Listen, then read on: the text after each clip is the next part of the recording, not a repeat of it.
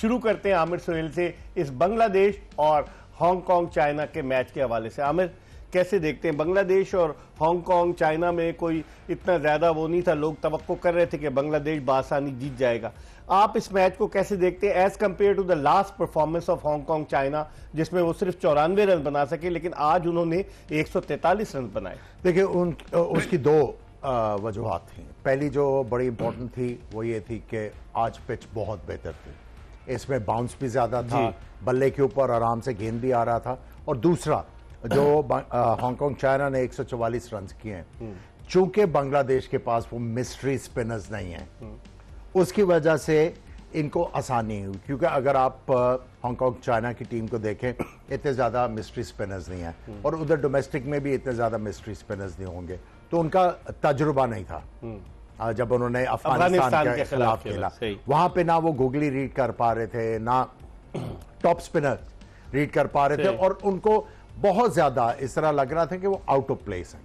लेकिन आज चूंकि इतना ज्यादा मिस्ट्री नहीं था बांग्लादेश की बॉलिंग में, तो थोड़ा सा आपको जो है वो कॉन्फिडेंट भी नजर आए, और उन्होंने एक झलक दिखाई कि हाँ, उन्होंने जो मेहनत की है यहाँ पे क्वालिफाई करने के लिए, वो कोई तुक्का नहीं था। लेकिन आज बांग्लादेश के दो स्पिनर से, रिशाद हुसैन जो पीएसएल में भी खेला, लेग स्पिनर है, गुगली भी करता है, और उसके अलावा उन्होंने माहिदी हसन से बॉलिंग शुरू कराई थी, एक फास्ट बॉलर और एक दूसरा। तो आप नहीं समझते ये दोनों इतने पेनिट्रेटिव साबित नहीं हुए? हालांकि Rishad Hussain is a good bowler. देखिए, इज अ गुड बॉलर, लेकिन उसको कंडीशंस चाहिए जहां पे गेंद थोड़ा सा निकले और स्पिन हो। लेकिन चूंकि स्पिन नहीं होता, और वो बड़े एक ऑर्थोडॉक्स किस्म के रेस स्पिनर नहीं है कि साइड ऑन जाके वो गेंद को जो है वो फ्लाइट करेंगे और बैट्समैनों को फ्लाइट के साथ बीट करेंगे, और चेस्ट ऑन उनका एक्शन है, और वो तेज तेज गेंद और गुगली भी इतनी ज्यादा नहीं करते हैं, लेकिन इतना ज्यादा उनको वो परचेज नहीं मिलता। सही। और गेंद चूंकि उनका इतना ज्यादा लेग ब्रेक नहीं करता, उसकी वजह से जो गुगली है वो मैनेज हो जाती है, क्योंकि मोस्टली गेंद सीधे रह रहे हैं, और गुगली अगर थोड़ा सा स्पिन होके अंदर भी आ रहा है तो वो मैनेज हो जाता है। सो आई थिंक ये वाला डिपार्टमेंट जो है, इसके ऊपर मेरा ख्याल है बांग्लादेश को थोड़ा सा सोचना पड़ेगा कि हमने मिडिल ओवर्स में दूसरी टीमों के ऊपर प्रेशर किस तरह लेके आया। हालांकि फास्ट बॉलर्स उनके थे, तस्कीन अहमद, मुस्तफिजुर रहमान, उनके वो भी इतने इंप्रेसिव इतने नहीं रहे कि हम समझ रहे थे कि हांगकांग चाइना की बैटिंग लाइनअप को वो बिल्कुल डिमोलिश कर देंगे, लेकिन ऐसा नहीं हुआ। बिल्कुल ऐसा नहीं हुआ, और एक्चुअल में वो तेज बॉलर को ज्यादा बेहतर खेल रहे थे, बिल्कुल, as compared to the spinners. So I think overall आज की जो हांगकांग चाइना ने परफॉर्मेंस दी है, उनसे उनका दिल बड़ा होना चाहिए। और देखें, उनसे आप जीत की तवक्को नहीं कर रहे, और ना कर सकते हैं, क्योंकि जो उनके पास जो टैलेंट है अवेलेबल, वो इतना ज्यादा नहीं है। और उसमें अगर उनके पास एक दो प्लेयर भी इस तरह के होते जो आपको लगता है कि यार T20 फॉर्मेट में आपको पता है 2 मैचों में गेम जो है वो चेंज हो जाती है, कोई ऐसा प्लेयर नहीं था उनकी लाइनअप में जिसकी ये रेपुटेशन होती है कि वो सिंगल हैंडली मैच जीत सकता है। लेकिन उनको अपनी आज की परफॉर्मेंस के ऊपर जो है खुश होना चाहिए।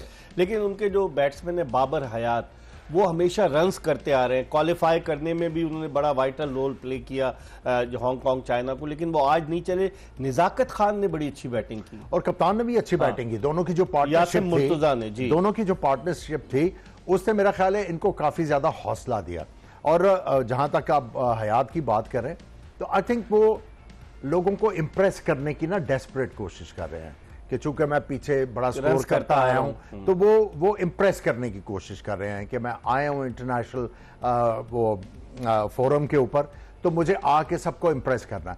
छक्का मारा उन्होंने, जबरदस्त छक्का मारा, और उसके बाद आई मीन आपने फिर ट्राई किया। सो अगर आप बांग्लादेश की टीम को देखें, आराम से खेलते रहे, आराम विकेट नहीं गंवाई, और आराम से खेल के वो मैच जीत गए, और ओवर टू स्पेयर, और 7 विकेटों से मैच जीत गए। लेकिन आपने उनके छक्के की जिक्र किया कि छक्का मारने के बाद वो फिर अगली गेंद पर मारने गए, और आउट स्विंगर पर जिस तरह से तंजीम हसन साकिब ने उन्हें बोल्ड किया, तो इससे पता चलता है कि वो बहुत ज्यादा ओवर एक्साइटेड नजर नहीं आ रहे थे आपको छक्का मारने के। बिल्कुल, वही मैं कह रहा हूं कि वो instead of playing for the team, वो गैलरी के लिए खेल रहे हैं।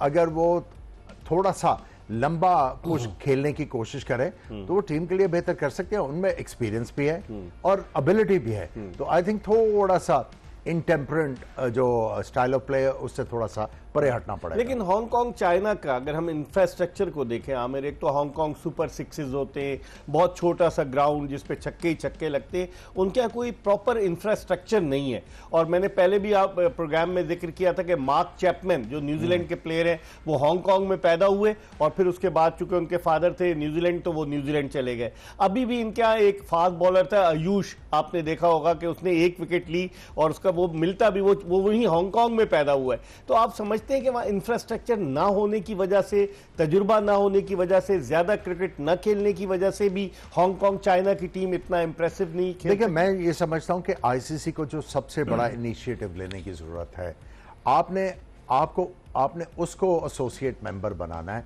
जो मुल्क आपके साथ प्रॉमिस करेगा कि हम स्कूलों में क्रिकेट को लेके जाएंगे। वहां नहीं है इतना। जब तक स्कूलों में क्रिकेट नहीं जाएगी, आप मुझे ये बताएं कि क्रिकेट जो है वो किस तरह पॉपुलराइज होगी? सही, ग्रास रूट लेवल से ही होगी ना। एग्जैक्टली जब आप बच्चों को क्रिकेट की तरफ एट यंग एज अट्रैक्ट करोगे तो फिर तो आपके पास पूल ऑफ प्लेयर्स जो है नेक्स्ट 10 इयर्स में आने के चांसेस हैं।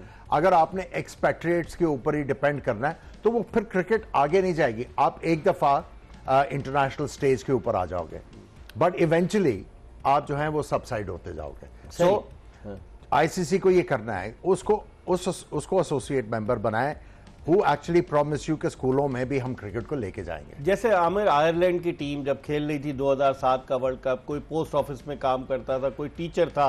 अभी इस टीम के भी, हांगकांग चाइना के भी बेशतर खिलाड़ी जो हैं वो नौकरियां करते हैं। और इनका तो एक खिलाड़ी मैं देख रहा था जो अब नहीं है, विकेट कीपिंग तो जीशान अली कर रहे हैं। एक कार्टर नाम का इनका विकेट कीपर था, वो कैथी पैसिफिक में पायलट था और वो आके अपनी फ्लाइट छोड़ के खेलता था। तो इसका मतलब ये हुआ कि ये सारे पार्ट टाइमर्स हैं और पार्ट टाइमर्स फिर कैसे वो अपने खेल को इंप्रूव कर सकेंगे? देखिए, जब आईसीसी एसोसिएट मेंबर बनाता है तो उसका एक प्री रेक्विजिट होना चाहिए कि भी ये हमारी डिमांड्स हैं और in next not 5 years, in 10 years आपने इनको मीट करना है। तब जाके आप देखेंगे कि क्रिकेट इन मुल्कों में डेवलप होगी। अगर आपने इधर से प्लेयर पकड़ के इधर से प्लेयर पकड़ के जस्ट टू शो फॉर ये करना है तो उससे देखें, आप क्लेम तो कर सकते हो कि क्रिकेट हैज ग्रोन एक्सपोनेंशियली, लेकिन इंफ्रास्ट्रक्चर नहीं, कुछ नहीं। आपके पास बैकअप में क्या है? आप देखें, आपके पास अभी तक कितने 12 टेस्ट प्लेइंग नेशन है जी, जो जिसमें आयरलैंड को भी अभी मिला है, अफगानिस्तान को भी मिला है। अब आप मुझे ये बताएं कि 12 में से कितने क्रिकेट बोर्ड्स हैं जिनकी हालत पुख्ता है? जो आईसीसी फंडिंग करता है ना बेशतर क्रिकेट बोर्ड। नहीं, मैं ये कह रहा हूं वेस्ट इंडीज की क्रिकेट कहां पे है, जिम्बाब्वे की क्रिकेट कहां पे है? आपका पहला काम यह है कि आप इन मुल्कों की क्रिकेट का दोबारा से लेवल रेज करें, फिर आप जो है इनकी तरफ भी तवज्जो दें। लेकिन आपका फोकस थोड़ा सा हटा हुआ है। सो जिस तरह मैंने पहले कहा कि आपको जो प्री रेक्विजिट है उसको चेंज करने की जरूरत है। इस पर हम मजीद बात करेंगे। आमिर सुहेल हमारे साथ मौजूद है, बहुत इंटरेस्टिंग टॉपिक है। इस पर भी बात करेंगे कि कल जो ओमान की टीम पाकिस्तान के खिलाफ खेल रही है उसमें कितने पाकिस्तानी निजात क्रिकेटर हैं, उनका कप्तान कौन है, ओमान का लोकल एक आधी प्लेयर है, वरना तो वही एक्सपैट्रिएट्स की जो आमिर सुहेल बात कर रहे थे वही बात है। लेकिन ये बताते हुए कि हम एक ब्रेक की तरफ बढ़ रहे हैं और ये बताते हुए कि Josh Jaga De is presented by live boy and Tamasha and it is actually powered by Jazz Cash and Surf Excel। हम एक ब्रेक की तरफ बढ़ रहे हैं और ब्रेक के बाद जब वापस आएंगे तो खुर्रम मंजूर भी हमें ज्वाइन कर लेंगे, कहीं जाएगा नहीं। Stay tuned to express.